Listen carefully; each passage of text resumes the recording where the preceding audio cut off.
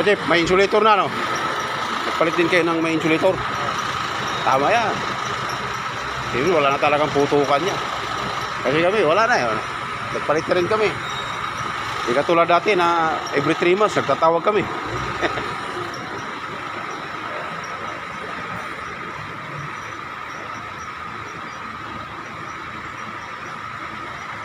Palit na rin pa siya ng insulator.